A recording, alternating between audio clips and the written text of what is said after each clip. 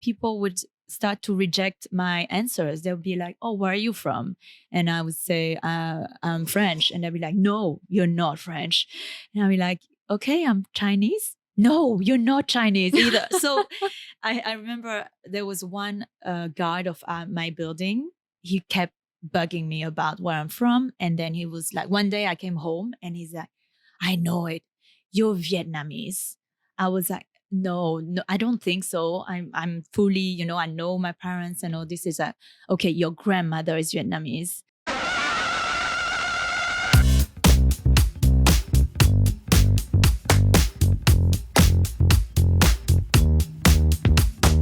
Welcome to Proudly Asian, a podcast series that tells bold and proud stories of Asians by Asians. My name is Isabel, your podcast host, and I'm here to find stories that challenge biases we face every day. There's never just one way to look at Asians. This podcast will take you through a deep dive into the life stories, struggles, and triumphs of young Asians around the world.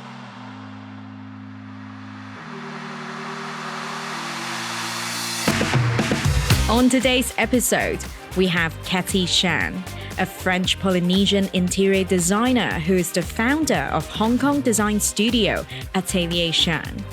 Born and raised in Tahiti, Ketty has studied in France and is the former principal architect of Soho House Hong Kong. She joins us to talk about her experience growing up in French Polynesia and her career journey as an interior designer.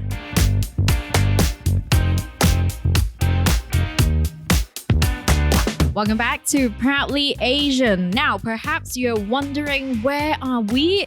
We will find out a little bit more about where we are filming on location for this episode very soon.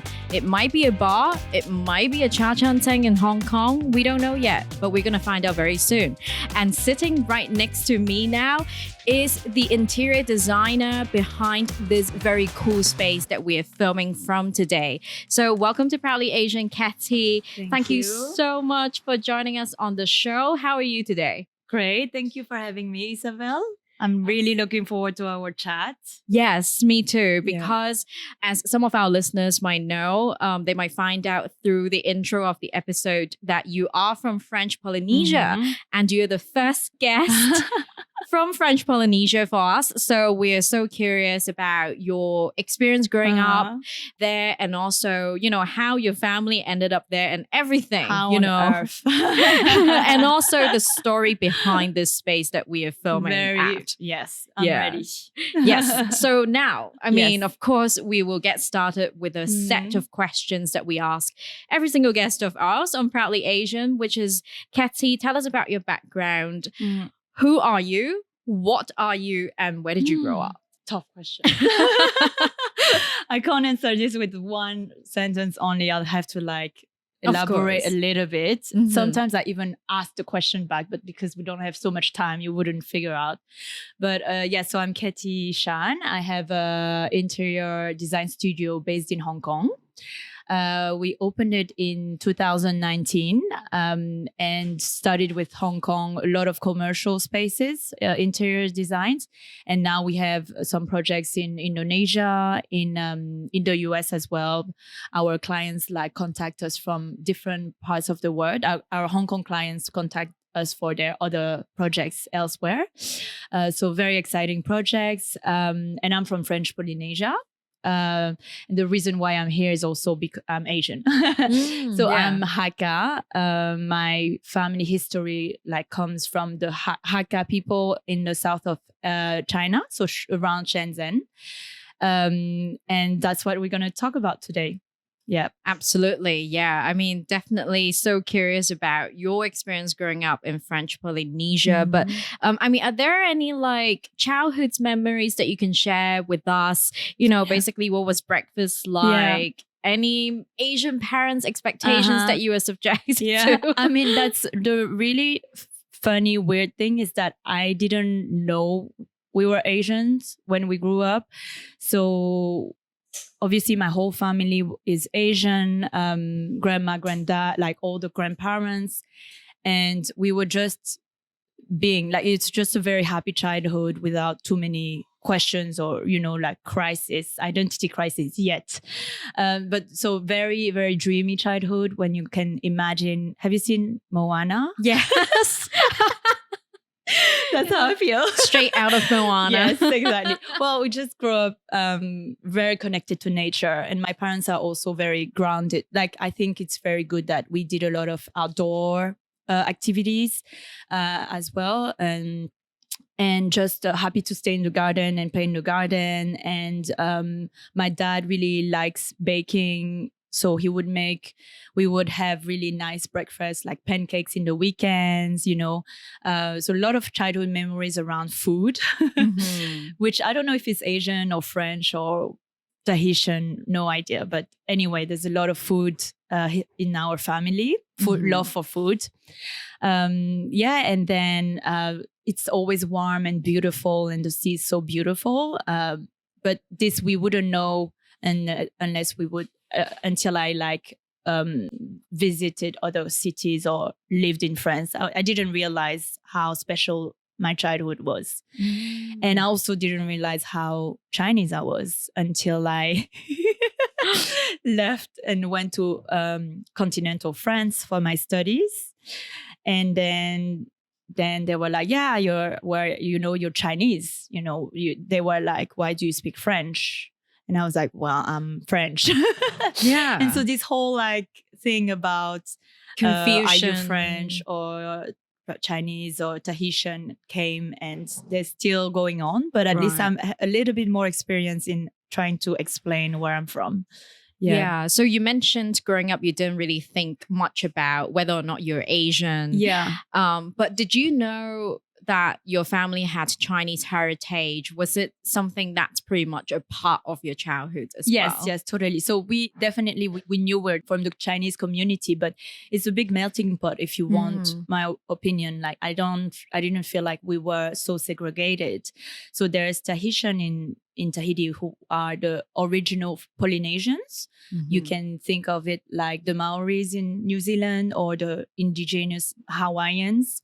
So there's a big part of the population who's Tahitian.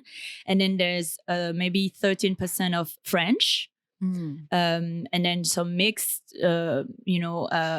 French, Tahitian or French Chinese. And then there's maybe around 7% of Chinese people. So some are Hakka and some are from the ethnicity Han, who are the majority of the Chinese people in China.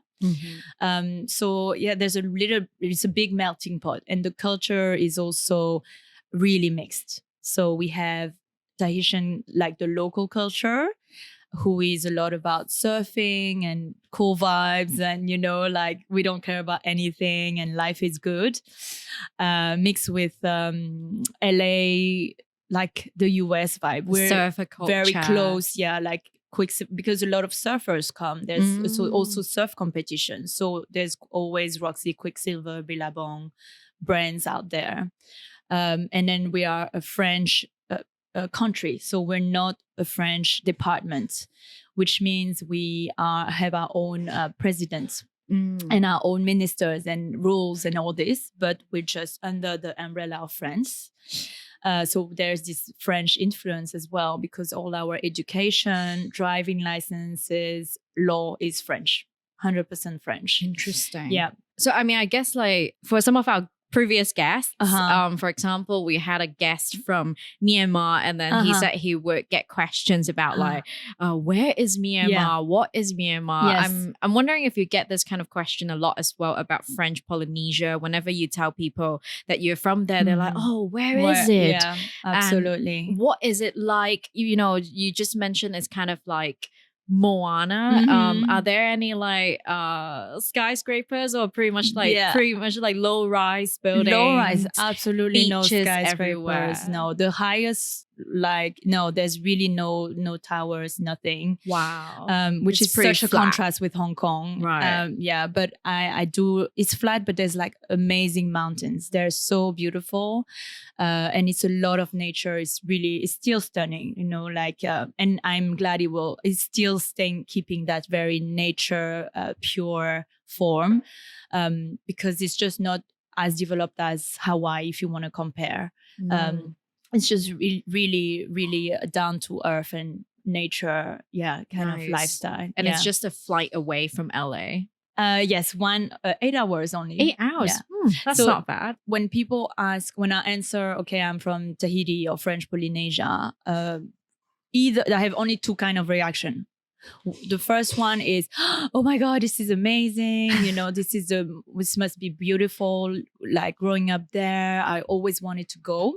And then the second reaction is, oh, okay, where is it? Like they have never heard about it. And then sometime, like maybe 30% would think it's Haiti, which had an earthquake. So then I get a whole other type of questions because it's a different country. Because they thought like, oh, Tahiti, it's... They never heard about it. So the connection in the brain is just Haiti. Yeah. Wow. Wow. It sounds like, like sometimes people who are from Hong Kong, they might get asked about, oh, is Hong Kong in Japan? Exactly. Yeah. So we get the same thing. I get the same thing. I see. And now going back to your family, right? I'm wondering, what was the immigration history and story of your family? How did they end up in French Polynesia? Yeah, that's a good question. So there's always been, the Hakka people are nomadic, right? So they don't really have land, or they're not really a wealthy ethnic. The story of my family in particular was that my great-grandfather, so the grandfather of my dad, came to Tahiti to work, maybe in agriculture, like sugarcane or cotton. And at that time, they used to have to take a boat. So it's like maybe 3 months of sailing of boats, I guess. Yeah. It's in the 20s. Let's say we're in the 1920s. And at the details are like that. He had, at this time, they still had multiple wives. So I'm from the second wife. Like my dad is from my dad's dad is from the second wife. And so he was doing all this movement of like bringing his first wife, and then he brought his second wife. They had kids in Tahiti. They started to, work, get wealthier. And then my great-grandfather, sorry, I'm like a little bit dyslexic about this word. You'll correct me after, died. And then so the whole family had, both wives and kids had to go back to China. And that's where my grandfather learned Chinese and learned how to read and write, but they were really extremely poor. So later on, when he was a bit older, like in his teens, able to work, he went back to Tahiti to work with his brother. And that's when they founded, they had kids themselves, and they started to open a small shop selling groceries, just goods all around, not just Tahiti. So French Polynesia has a few islands. So he was on one of the other islands, not the main ones. And that's where, my dad was born there as well. Wow. So your family had a long history in French Polynesia. Yes. I'm like fourth generation. That's why we really don't have like close family here. Or in Shenzhen, we don't have that, like close relatives. My dad did a trip one day to look at the kind of village where our ancestors were born. But that's it. Yeah. But growing up, did you ever wonder, what was Shenzhen like? What was China like? Never really. No, not really. You didn't really only think much of it. Yeah, only after, because my sister actually really she's older. She loves China. And she decided to study there. So she's the smart one. She actually is fluent in Mandarin. She learned at school. Wow. And she worked then in Beijing and in Shanghai. Yeah. And that's like she's kind really of fluent. Your connection to China. And that's when anything. I started to visit it. And I was like, okay, this is crazy because I do not understand anything. That was like a whole world outside of French Polynesia. Yes. I mean, since you mentioned your sister now speaks fluent Mandarin, I'm also wondering about, from the languages perspective, what kind of languages are usually spoken in French Polynesia? And for yourself, how many languages do you speak? So French Polynesia is definitely, so you have French is the national language, but there's also the original language, which is Tahitian. And funnily, because of all the different would I say, sailors who came through, like, I don't know, like centuries ago. There were the Dutch and Spanish for a long time. So a few words are really they sound Spanish. Yeah, like because the Spanish people brought calendars and numbers. So the way you pronounce the months, let's say, is very close to Spanish. In Tahitian. Yes. There's a Tahitian language. And then I speak English because we learn it at school. And the Hakka is more like the family Hakka. And you can imagine it's not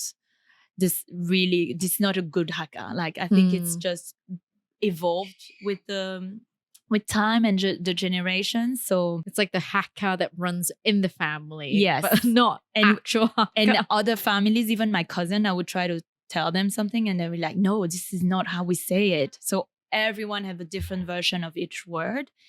And when I used to try and talk to my grandma, she'd be like, what?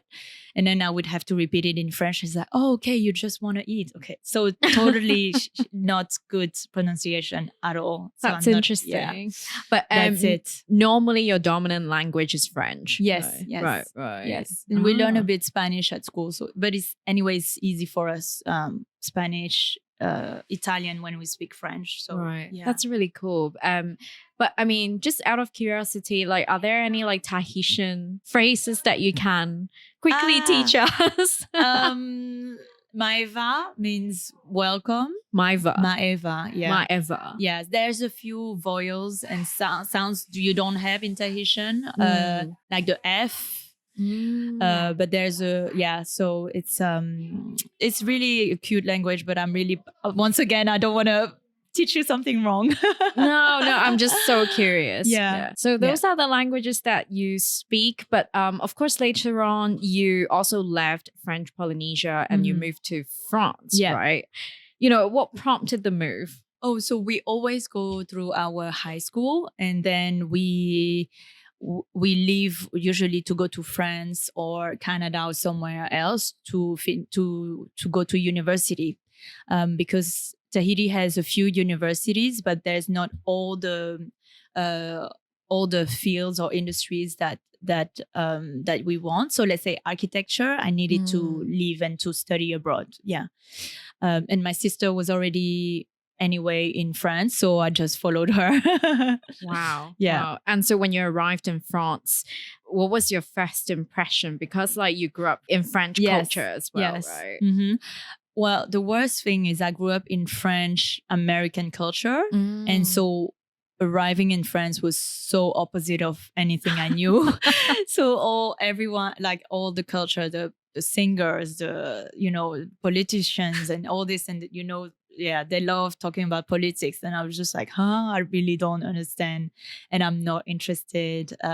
So I ended up really teaming with a few Tahitians who were at the same university and also some international students, to be honest. Like my best friend is actually Filipina Austrian. Yeah. Wow. So there was a few international students that were there, and like we're still like very, very good friends. You know, obviously you mentioned when you're in France, people were telling you that you're Chinese, and then they were asking questions about like why you speak French, and has anyone told you like, oh, your French is a little different? Yeah. You know, because like I think I'm only asking this because like there are some French-speaking Canadians like who grew up in Canada, and then when they moved outside Canada, and then when they started, meeting more French people, right? And then French people would tell them that, oh, your French is not real French. Have you ever gone that? Not that. I don't have a strong Tahitian accent, while others may have. But a lot, like even now I would still have your French is perfect. Like, how did you learn French? Like, well, I speak French. Like, I'm French. My passport is French. Oh, really? So yeah, I do get that a lot. Yeah. That's interesting. Wow. And, like since you moved outside French Polynesia, that's when you met a lot more different people. Yeah. And that's when people would ask you different questions about your identity. Yes, why do you look the way that you do? Why you sound the way that you do, right? So I'm just wondering if there were any like culture shocks that you had interacting working with other Asians or when you eventually moved to Asia? Well, we could talk for hours about it. I have so many stories. Maybe so. One was when I first visited China. It was Beijing after the Olympics, and people were staring at me because I looked, I guess, different. And I'm really tanned as well. So yeah, my skin is very dark. So either they were thinking, what is this country woman? What is this farmer doing here? But she's not dressed as a farmer. I don't know. People have weird I know in thoughts. East Asian beauty standards, it's like they want fairness. skin. Yeah. So I have the whole list of chapter about the stories about this and how, even my coworkers were like, Ketty, don't go in the sun. You don't look pretty. And things like that. Like I would just, but it's we're so used to it. Yeah, but we grew up in the sun. But then when I would fly back home and they'd be like, Ketty, you're so white. You need to go to the beach. Like we're going right now. Like we had 20 hours flight. We don't care. You go to the beach now. So it's like, okay, where do I fit in? It was crazy. And then people would start to reject my answers. They'll be like, oh, where are you from? And I would say, I'm French. And they'll be like, no, you're not French. And I'll be like, okay, I'm Chinese. No, you're not Chinese either. So I remember there was one guard of my building. He kept bugging me about where I'm from. And then he was like, one day I came home and he's like, I know it. You're Vietnamese. I was like, no, I don't think so. I'm fully, I know my parents and all this is okay, your grandmother is Vietnamese. Oh dear. And they want to impose, their answer and they want to be right. And I just laugh about it now, but it's a lot. So weird why people do that. They reject it, right? Like, like when they meet a new person and when the person is basically breaking all the labels or like whatever the person represents is not something that they know. Yeah. That's when they will start giving you labels that they are familiar with. Totally. And it's just crazy to think that coming from like a complete stranger, he would be in a position telling you that your grandma is Vietnamese. I was like, but I just laugh about it in the end. So you can only laugh about it. And I know I'm not the only one. There's a lot of people who are also same in that happen to be in your podcast as well, who have very different origins and they're just everyone is so confused about us. Yeah. But do you think, like from your observation, right? Like how people would tell you what you are, does it happen more often in Asia or it doesn't really matter? Like everywhere you go, people do that as well. Asia, definitely. Also because I've been here quite a few years and also Asians are so straightforward and no filters, so they would tell you exactly. Got fat. Yeah, exactly. You're too skinny. You look terrible. So yes, we do get that. But the good thing is, whenever I travel in Southeast Asia, I'm never targeted. Like I'm never a tourist. So I love it. I just go with the locals. I can just blend in. I just love it. I feel like I'm blending in many, many places. Yeah. In the end, that's the good thing of it. That's nice. Yes. Yeah. And I mean, it's amazing to think that even, within the Asian communities, like there are so many different types of people. And within Asia, there are also like pockets of communities where, a lot of diverse cultures that exist and there's so much to be explored. But I mean, going back to your career as an interior designer, because obviously eventually the career that you picked for yourself is interior design. So I'm wondering, how did it all start for you? When did you have the idea of wanting to become an interior designer? Yeah. Okay, I never had that idea. But I'm really glad I did. Was it an accident? Maybe. So I study civil engineering and architecture.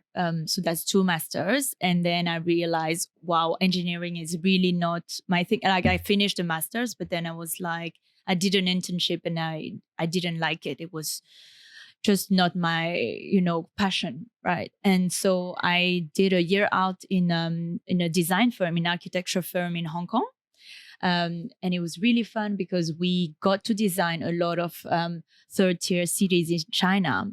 And so at this time, developers and the governments were bidding to have land and to have the permit from the government. The developers needed to show beautiful buildings and towers and how green and sustainable their development would be. So we were designing for them, and it would be just all day designing beautiful things, and it was just really cool. So when you're just a fresh grad and you have the choice of designing a parking in France, you know, that you would do that for like 2 years, and you get to design a 20 tower development every 2 months. I just went for Asia, you know, for Hong Kong, because it would never end. And even as a fresh graduate, they would give us the opportunity to work on your own projects. So it was just amazing. So that was really the start of my design sort of career. And then I got an opportunity to work in Malaysia for a developer, so in-house. And when you're in-house, you have to, well, they have to make you work, you know. So in-house, so I was the only designer in-house. So I had to overlook at urban planning, their architecture projects, but also their interiors. And that's really when I started understanding that it was very basic, you know, materials and layouts and flow. But it was really interesting because we had to work also with marketing team to make sure that, let's say, the shopping mall had some anchor points and good F&B, or think about what would attract people to go to their mall, because KL has so many good malls. So we would just like go to other malls and do our, you know, research, but we would just sit at cafes and like, you know, enjoy it. That's also part of understanding design. It's about experiencing the place yourself, and just picking what you like or don't like, and then trying to understand what the concept of the space is, and then you just can apply it elsewhere. Wow. Wow, it sounds so difficult to become a good interior really? designer No, like yourself. I tried to make it sound really easy. Because you're mentioning it kind of required knowledge about, you know, of course there's science behind it, you know, the engineering side of it. But at the same time, there's also, you know, you mentioned architecture. There's a bit of human psychology as well, right? Like how people work with the 100%. Spaces, their preferences. Yes. You know, what it takes to create a space that's welcoming to people. You know, people want to spend time there. Right. I never thought about saying it's about human psychology, but yeah, I think it is about, we always put the end user in mind anyway. And it's us as well. Like, would we want to sit here? You know, would we enjoy the space ourselves? And if we do, then it's the way to go. I mean, sometimes it's like it's the minor things, you know, on your daily life. When you somehow come across, you know, maybe like a bench in the public space, or like a chair, and then somehow it fits comfortably, like with your body. That's why I was like, oh wow, this is good design. Sometimes like good design is you just don't notice it. It just fits right in. Exactly. Right? Yeah. That sounds like rocket science to me. But of course, you also worked on some really cool projects. Eventually, you worked as the principal architect of Soho House, which is a private members club. And you were the one behind Soho House Hong Kong. So can you tell us a little bit more about that? Sure, yeah. We were, so as in-house, Soho House does all their design in-house. So I was one of the architects working on Hong Kong and also Mumbai. That's where I went to India. The Hong Kong house is very, very special because it's the first house that was stacked, the first sort of tower. Usually Soho House inserts itself in grade 1 buildings. You know, they have beautiful colonial buildings and architecture, but this one was just curtain, you know, glass tower. And people were really like, how are you going to turn this into a Soho House? So it was interesting to see how we could stack the programs and still make it look cozy and warm. A few things about it was, first of all, we really wanted to integrate Southeast Asian design in the mid-century modern British interiors. And that we did it with a lot of use of rattan and bamboo and cane from, like the design team in London. And our challenges here in Hong Kong was to basically source and find all these materials, but also the workmanship. In Europe, you would say, I want an aged finish. And in Asia, in Hong Kong, they'd be like, why would you want it aged? Like, it's beautiful. It needs to be shiny. It needs to be reflecting, reflective and high gloss. So they wouldn't get the aged finish of material. So we had around 300 different materials. So yeah, there was a long process about trying to find the right partners, the right makers, the right sources. And in the end, it went fine. But we eventually had to fly carpenters in to age the wood. There's a particular way to do it. And we had to make the banquettes, like things where we're sitting, they were made in London, in the UK, and fly the banquettes in. So this project was a lot of logistics as well. I remember the first time that I visited Soho House Hong Kong, which was kind of a long time ago now. Like, I was so impressed because like you mentioned, from the outside it looks like a normal office building, a skyscraper, one of the skyscrapers in Hong Kong. But once you enter the space, you were instantly transported to a completely different world. And every corner that you look at, there was something to look at.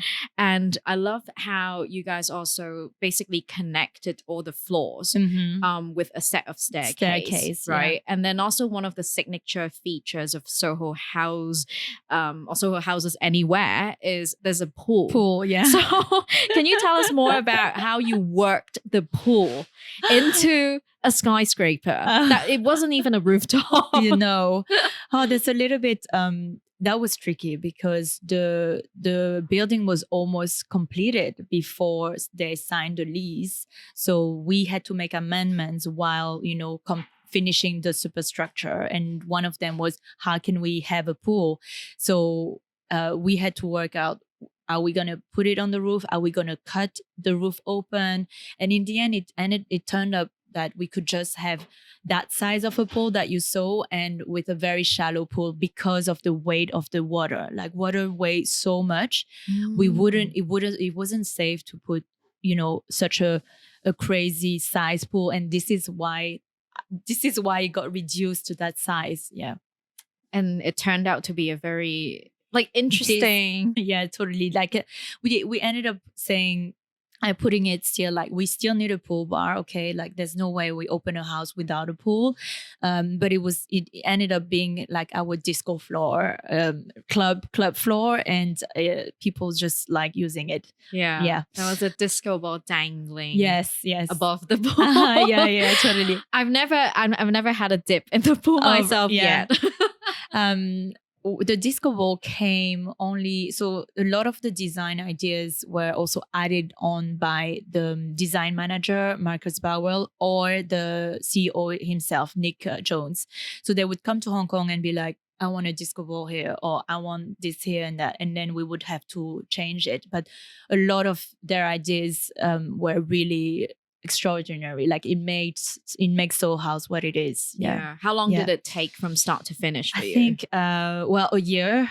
We were slightly delayed, don't say it. Well, a year-ish. A year only, and it was started before. The design started before the I know they spent before I joined the team, they spent a lot of time working on the building, and like I said, make sure the pool was there, etc. So yeah, that's a really long project. But there, for this, it's the contractors thought they were coming in for 6 months maybe, but because of the complexity of, you were saying, like, at every corner there's a detail, so it needed more time. Yeah. A lot of problems to be solved as well. Yes, correct. And another project that you worked on, we are currently sitting in it. We're filming from this space that you created for a Cantonese themed bar in Hong Kong. So can you tell us more about this space that we are currently in? So I'm really, really proud to have designed Kinsman. So this is a cocktail bar. We're on 65 Peel Street right now. And its co-founder is sitting next to us. So we'll try to say really nice thing about him. Shout out to Gavin, who was previously on the Proudly Asian show as well. So if you have not checked out the episodes, go listen to it. Yes, it's a must. Yeah. No, so when Gavin reached out to me, he had this very clear idea of what he wanted. And that was already like 50% of the work, because he knew exactly what he wanted. He had a clear vision. He wanted a space that would transport us to In the Mood for Love and the whole old Hong Kong spaces and atmosphere. Like the vibe and atmosphere was the most important, no matter what we would do with it. So he had a few design features he really wanted to have, such as the mural at the back bar. That actually was one of the focus point, the bar. And that's also our start point, because from the bar, we kind of knew how we would want people to enter. There was a sequence. We would want people to come through the foyer and feel like, okay, we're almost like in the back alley, in this, In the Mood for Love, in the movie. A lot of the scenes happen outside in this back street. So we wanted it to be an indoor-outdoor. And then we enter and we kind of have a glimpse through the windows, and we see a bar and touches of color and red.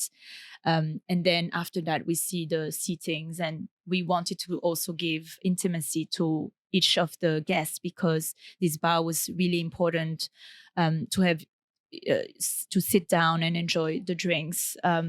These very refined cocktails that Gavin designed, right? So it's all about the user experience and how we wanted them to evolve in the space and not feel stuck or not feel like there's only one way to enjoy the space. There's like as many ways as many people. As we look around, and also on my first visit to Kinsman as well, what really stood out to me was this spa. It's very well lit, but then not overly bright. But personally, I don't really like bars that are really dark. Yeah. So what stood out to me was that this bar is so warm and welcoming, spacious, and I feel safe, enjoying my cocktails here. So I'm wondering if it was also part of the consideration, that went into the lighting and, the airiness of the space. We always try to have layers. So for any element in fabric, in seatings, and in lighting. So definitely we wanted to have dim lights, so the ceiling lights. But then we would create some different levels. So we have a pendant here. Gavin actually sourced it. It's a vintage acrylic pendant. And then we have table lamps here. So some portable ones and some on the bar itself. And the important thing is the wall sconces. So the wall lights that you see here, they would create different, like I said, levels. And that's how you feel really wrapped in a very, warm atmosphere. Cozy. Because it's not coming just from top to down where we would look horrible. It could be intimidating. Yeah, yes, exactly. You'll be like, what do you want to eat? And then we know that table lamp is super key because we don't want to eat or drink and not see what we're eating. Exactly. Right? And then, the fact that it's warm white, we have the specific light bulbs that we use that we know we're happy with, and everything. Yeah, it's very, in the end, it's like a lot of details behind lighting for sure. And currently we're also sitting at pretty much the focal point of the bar as well. So how did you come up with this circular booth concept? I think it was about our first understanding of the concept, which was a lot of like there's this scene on the sitting booth, right, in the story, in the movie, and so this circular one came because we are in a corner and we wanted to symbolize Kinsman, which is togetherness. So the concept that Gavin had is that it's a togetherness around drinks, that we form relationships that are not just always love or family, but it's also to share a passion or enjoyment of something. So that's really a symbol of it here. Yeah. And I've come here multiple times and I'm always constantly so amazed by how many people can fit in this circular booth, because tiny like Asians. it looks tiny, but then this space just keeps on giving. Like we have fit like 9 to 10 people in this booth. And the other question I want to ask about the space that you designed is obviously the materials. And because like just from the look of it, we see a lot of different finishes and materials. So I'm wondering like what was the process that went into sourcing all of these materials that might also honor the old Hong Kong and the local culture? So in terms of, we always start with a base. So we were going for red, and so that was a go-to for the sitting booth anyways. And then there's to contrast, to balance this very bright color, we wanted a softer finish for the walls. So we picked this very pale pink. That is actually a polished plaster. And that's a slight satin finish. So you see there's a slight reflection. It's not 100% matte. And then we also went for walnut, which is like a key material, a key wood of the mid-century modern style. And obviously antique brass as well, that pairs with walnut really well. And also some glass panels that are quite specific to Hong Kong, right? Yes, so the texture glass that we see in even like Cha Cha Tang or in different buildings facade sometimes. So we picked some transparent and some texture, so you would see the light through, but not fully like see the other person sitting behind you. Wow, that's genius. Yeah, so tinted glass was really important as well, and we picked green to really go with also the 60s kind of mood. If you've been to the bathroom, they're all in this olive green color. We wanted a monochrome theme for the bathroom, like you enter and it's totally different. And also one particular element that I like, and I put in a few of my projects, I'm obsessed with glass bricks. So that I don't know if you notice on top of the door. Oh yeah. So you see so you have the entrance door, the windows, and you have the glass blocks. And these are specific of the modern design. And actually in this building, next door, you have the entrance of the building itself, and the staircase is lit by glass blocks.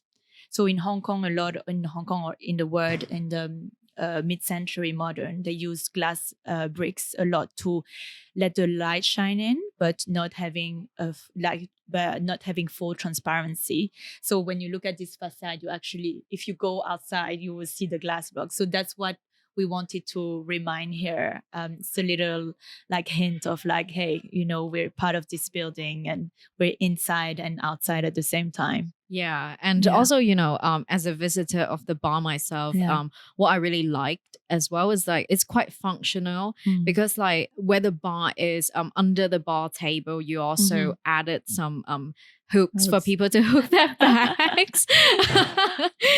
So I love how not only did you make this such a like visually pleasing space, but also a very functional, multi-purpose space where, it would allow people to have gatherings, parties, live music, and different functions as well. So that's amazing. Thank you. We always, like I said, we always think of end users, and we like going to bars ourselves. So we'd be like, what would we like? And there's nothing more annoying than not knowing where to put your purse. Exactly. So this in the bathrooms as well, we always put hooks. These are such tiny details, but they matter. Yes, Yeah. absolutely. So, I mean, at the end of the day, like whether or not, is this a cha-chan-tang? Is this a bar or a bar that looks like cha-chan-tang? Yeah. You all have to come to Kinsman whenever you're in Hong Kong to find out. Not only do they have amazing Cantonese-inspired cocktails that use Cantonese and Chinese spirits, they also have some Cantonese desserts like tong soi, and also Cantonese snacks like curry squid, you know, And shrimp you've tried them all? toast. I Have you tried tried them them all. all? I tried them all. I think I actually ordered all of the menu, and this is, I gotta say, I mean, I'm not saying this because I'm filming here, but this is the first bar that impressed me with every single item on the menu. And I mean, at this age, I'm not a big drinker myself, but whenever I need to drink or whenever I have a gathering that involves You want something alcohol, meaningful, like, and yes. it's like good quality, and you feel like it's not just any sort of alcohol. You're like, exactly, really like in this enjoying beautiful it. space that's also proudly Asian. oh, so proudly Asian. Yes. And before we move on to the next segment, I'm also wondering, you know, like for those of our listeners who are interested in pursuing a career in interior design, I'm wondering if you have any advice for them. Oh, many. Well, as I said, just try to design for yourself, but also end users. Be very observant of spaces and materials, and whatever you visit, you will know how to use it, you know, in some of the other design problematics that you meet. Of course, there's a lot of hard work. This it just never ends, you know. When we have a bar to open, we have a set date. We target to open, to have a soft opening. Nothing needs, like, whatever comes in, we have to address it to make sure that we open it on the right, you know, day. And so it can be really intense, but that's also part of the, you know, the work itself. And just have fun, because if you're having fun in your work, you know, it doesn't feel like you're tired or painful. It's just, you know, very enjoyable. And I think you can feel that in this bar. We've had a lot of fun designing it. Yeah. Yeah. And it seems like it requires a lot of common sense to make a good interior designer as well, right? Yeah. I think it's more try not to copy things. You know, it's not just a very methodological formula of like what makes it a good design. It's more how you feel and understanding the site itself, what's around. Like I said, we looked at the building from outside and what could we bring inside, you know, or how is the light hitting the sitting booth here, and how can we make use of these windows. Just very briefly, you know, talking about the site itself, but yes, that it's would sort be of it. like storytelling in a way as well. Yeah, totally. Yeah. Yes. But now it's time for us to move on to the next segment, which is called Rapid Fires. That's going to be fun. Yes. In this segment, I'll be asking my guests biased questions that they've got asked at some point in life. And for Ketty's case, it could be questions about her cultural identity, where she's from, which is French Polynesia. So, Ketty, are you ready? Yeah. For the 1000th time in my life. Yes, you're well trained for it, I guess. All right, let's go. First question. You say you're French, but you're not really French, are you? Yes, I'm French. My passport is French. Yes. I mean, there's no other answer for it. Yeah. And the second question is, you say you're Chinese, but you're not really Chinese, are you? And that's when I say, well, I'm sort of 4th generation Chinese, but I'm French. So the way I found the best answer right now in Hong Kong is I have to say I'm French Chinese, even if it's not really true. Like you're like, okay, genetically or culturally, right? It's just, there's never one answer to that. So if I say French Chinese, they kind of let me live with it. You know how I was saying, like, people would just not be happy. Maybe they would my stop answer. listening after you say French. Oh, she's okay, French. She's French, a foreigner. Yeah, so they would just let me be. So French Chinese it is. Yeah. Wow. So I mean, I guess in Hong Kong, if you tell them you're Chinese, they'll be like, no, you're not. Yes, like, and because you don't speak Chinese. Exactly. And they don't understand why I don't speak. And in mainland China, when I visited, people would get really, really mad at me because I would go in a taxi and I'd be incapable to say where I want to go, or I don't know how I was planning to say. And they would really like insult me and think either I'm making fun or they would just think I'm wasting their time. People get really upset that I can't speak. Yes, I mean, I've definitely heard people saying like, oh, you're Chinese, you should speak Chinese. Yes, exactly. Definitely. Yeah. And the third question, now, since you're French Chinese, is your mom French or your dad is French? That one. So they just can't figure it out. So then I'm like, so which my part mom of you is white? Which part of you? So then I say, what do I say? It changes. I also have fun, when I answer. I'm just like, yeah, okay, that's my dad. My dad is Chinese. Then as I look at them and I'm like, okay, when are they letting me, when are they going to stop this conversation? Yeah. So the conversation stopper is at some point I said yes to any question and I'm just moving on. Otherwise it would never end. Because sometimes they are looking for that one keyword or one label. That's like, labels, exactly, labels. That makes sense. Because I can't explain to everyone, okay, I'm 4th generation, I'm Hakka. But it helps to say sometimes, okay, I'm Hakka, and I just grew up in France. That's it.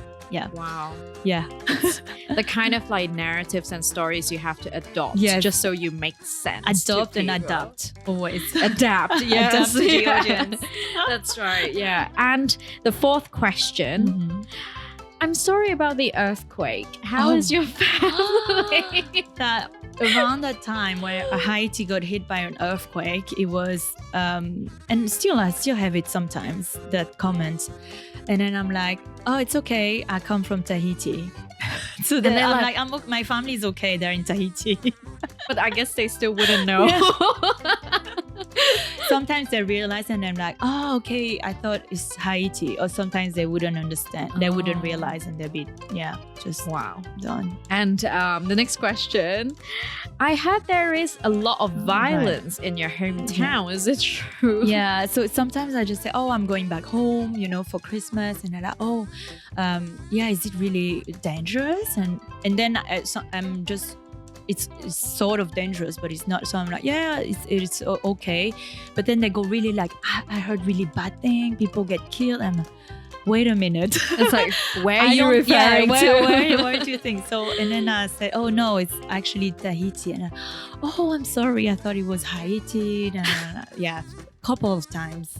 Wow. It's okay. Wow, I did not know people would mix them both up. Yeah, me neither. And the next question is, wow, I guess you get this a lot. So where did you learn French? You speak so well. Yes. I said, I'm French. Yeah. But actually, recently, people have just said, oh, are you French? And I said, yeah.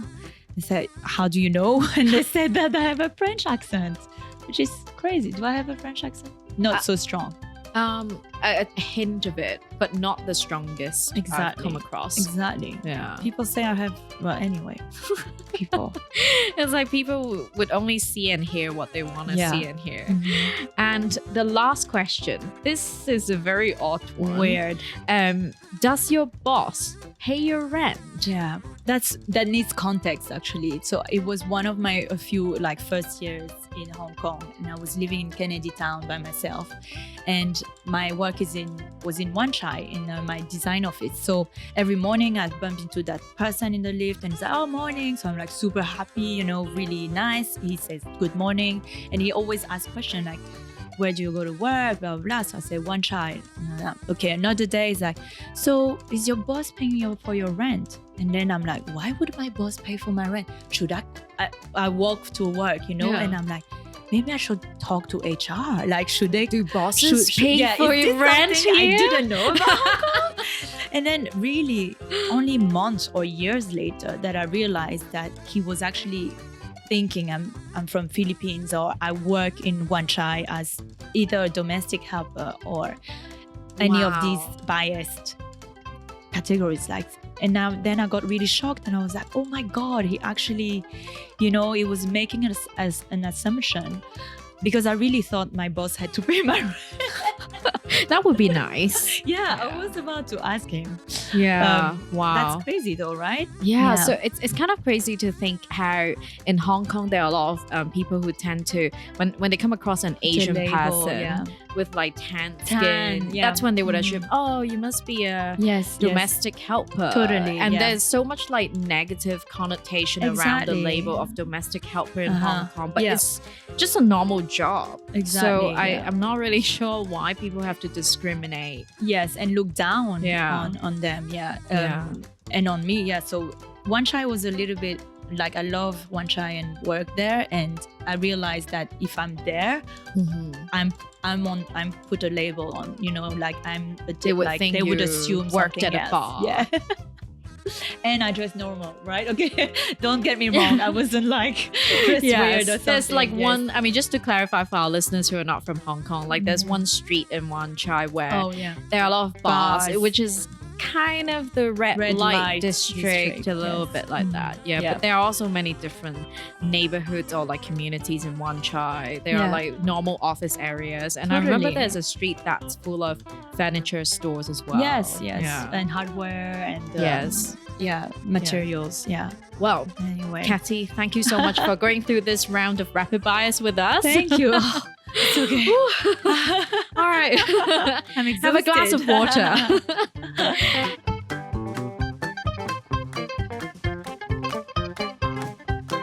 And now for us to conclude the episode, for those who would like to check out your work, follow your upcoming projects, where can they find you? And are there any upcoming projects that you're excited about that you can also tell us about on the show? Sure. Yeah. So we have a website. It's atelier slash. How do you call this one? Oh, hyphen. Is it hyphen? Shan.com. We need to make sure. Is it actually? We will link. We'll link Ketty's IG handle in the. That's one of the words I can't translate. But anyway, we have a website. We also have an Instagram account, so it's also Atelier Shan. And then our office is in Wan Chai. I'll go back to Wan Chai. So they can also visit us. We're on Queen's Road East. And then we're working on some interesting projects. There's a rooftop bar in Indonesia that I'm really excited about. It might open mid of this year. And potentially some other projects coming along in Indonesia. Otherwise, we're working on some residential projects in Hong Kong, and one of my clients' office in Boston as well. That's amazing. It's really fun. Wow.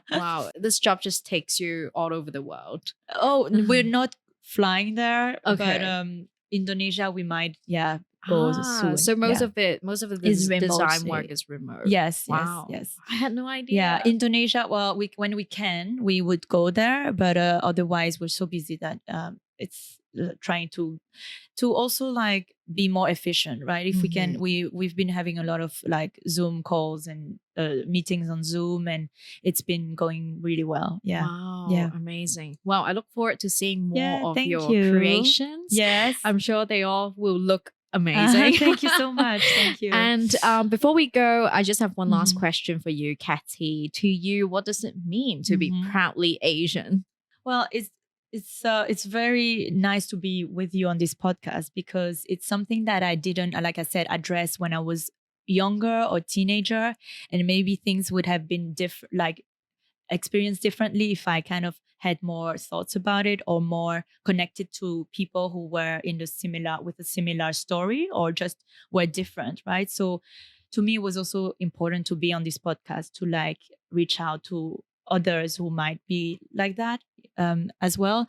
And I'm super proud of all my Asian sides, like the good and the bad sides. And like, I'm really annoying to my husband who's British, because I have so many weird Asian habits.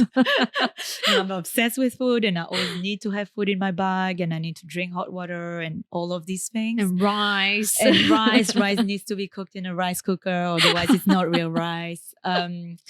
So yeah, we laugh a lot about this, but I'm really grateful that my parents taught us like some really good, some really interesting traditions about us, our culture, whether it's Hakka or Chinese or Tahitian. So this is being proud of who you are as you are, right? Even if you're different. So I really hope to also give this pride to my daughters, to my family, and that they grow really, proud and happy for who they are. Yeah. Love it. And with you sharing a story with us, maybe a little girl in Tahiti, Asian, maybe they're like, maybe she'll now realize she's not the only one. Yeah. Because I mean, people are so cool now. So I'm like, they'll be like, oh, who is this not cool person talking about? But it's always nice to hear from like different people about their lived experiences. And even if two people are from the same place, they can have completely totally different experiences as well. So it's always lovely to hear, from different people about, how they experience their cultures, the heritage and the places that they grew up in. Thank you so much for joining us. Thank you so much. It was really fun. Yeah, I really enjoyed sharing this moment with you here. That's it for this episode of Proudly Asian. Don't forget to follow us on Instagram at proudly.asian for more content. We are on Spotify, Apple Podcasts, and YouTube. Leave us a 5-star review on wherever you get your podcasts. Thanks for tuning in and signing off for now. I'm Isabel Wong.